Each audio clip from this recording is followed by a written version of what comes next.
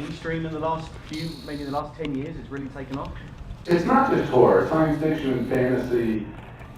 You know, the big sea change has been that what's always been exploitation and B product, and they kind of point to George and Steve. They say it's Star Wars and Jaws, which are essentially, you know, Flash Gordon and Creed from Black Lagoon. So they're B pictures made with A budgets.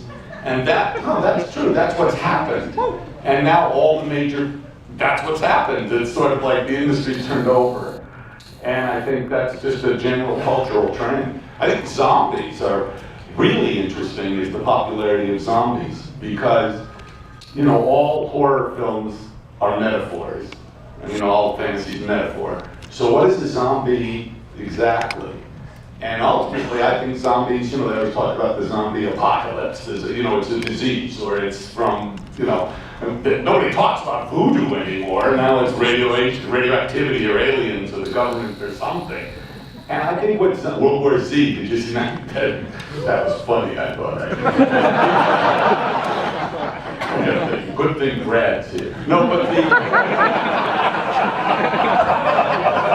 the thing with zombies, I really believe they're so popular because they represent anarchy and the loss of control and the collapse of society, and look around the world, you know, I think that's what we're scared of, and that's what's happening in a lot of places. Great answer, thank you. Let's take another question from the audience. Yes, sir, all the way over here. Mr. Michael saying, please use order IP. It was the opposite of that. It was the other way around, actually. Well, actually, they had asked me for quite a while, you said 5 years, I guess it predates you, but they've asked me for a while, and I've always been hesitant. But in fact, I came, Mr. Timon had me, Jim Timon had me come down. And he's French. Nobody knows, they have a whole horror maze called, you know, the Eclair of Death. They don't reveal our secrets to you. We had a long day. Sorry. Anyway, you know what? I came and actually, it's you. I learned you're the person from the chainsaw people, huh? I was here at the park. You know, I turned the lights down and I came. You know, the later it is, the scarier it is. And I came, and all of a sudden there was this horrendous noise. And I looked over and there were like 11 Leatherface guys. It's really loud, charging me. And I thought, I'm scared. It really was intense. And I thought, well, you know, okay. And these guys have a science. They've made a science of these mazes. And in a game, it's interesting because in a video game, the interactive level really lends itself to a maze. And a narrative like Werewolf, where it's it's the beginning, middle, and end of the story. I thought, well, how are they gonna? And actually, it's a very specific thing, and I think they did a great job. I'm fascinated. I mean, it's frustrating for me. They're used to it, but I'm used to having control of where people are looking and stuff.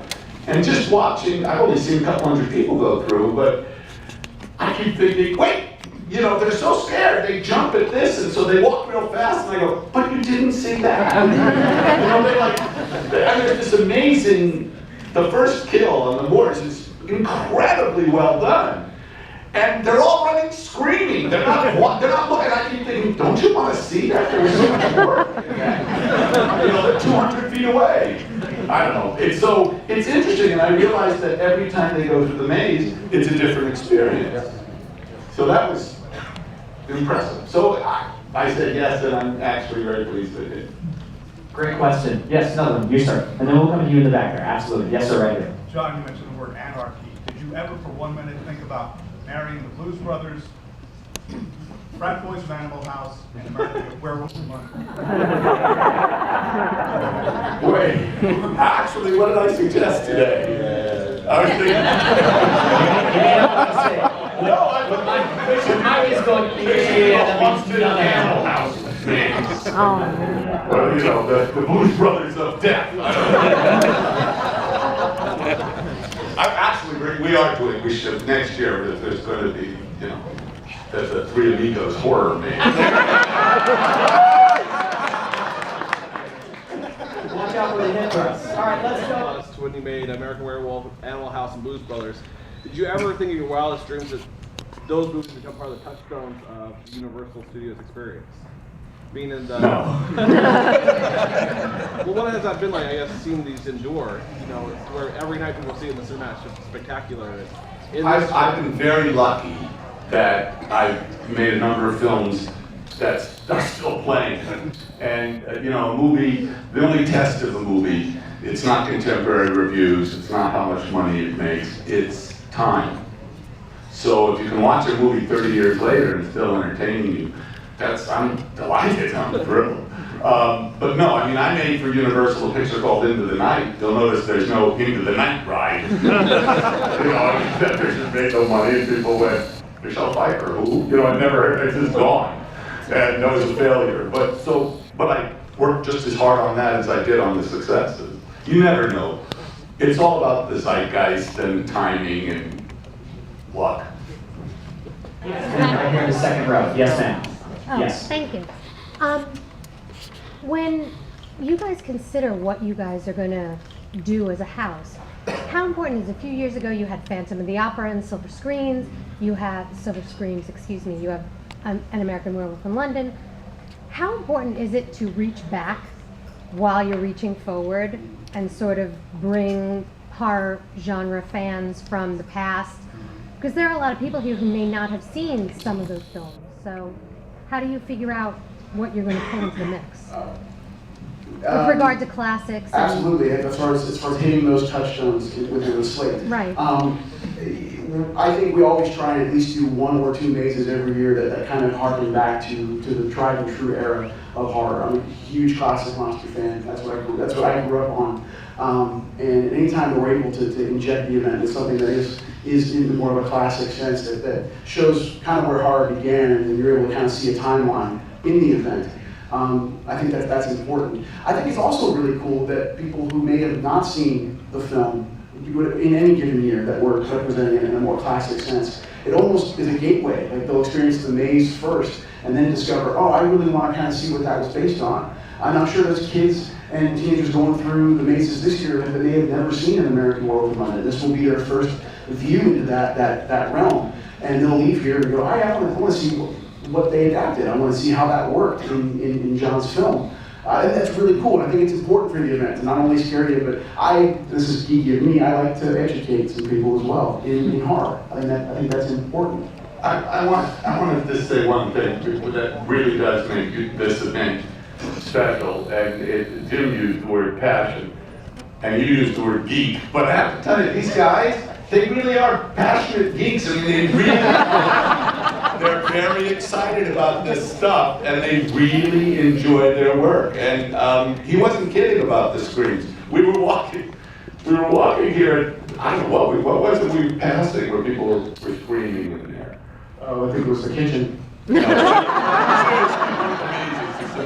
It was a cabin in the woods. We were walking past, and these girls came screaming out of there, and he was beaming. Beaming. I mean, and that you can't buy that. I'm serious. That kind of enthusiasm. I mean, it makes it special. Also, the people who work here, who sign up for Halloween. How many scared? What do you call them? Scared characters. How many? About 1,000. 1,000 people come for minimum wage. You know.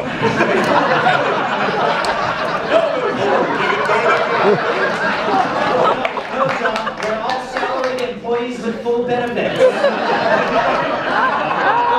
We know that's not true.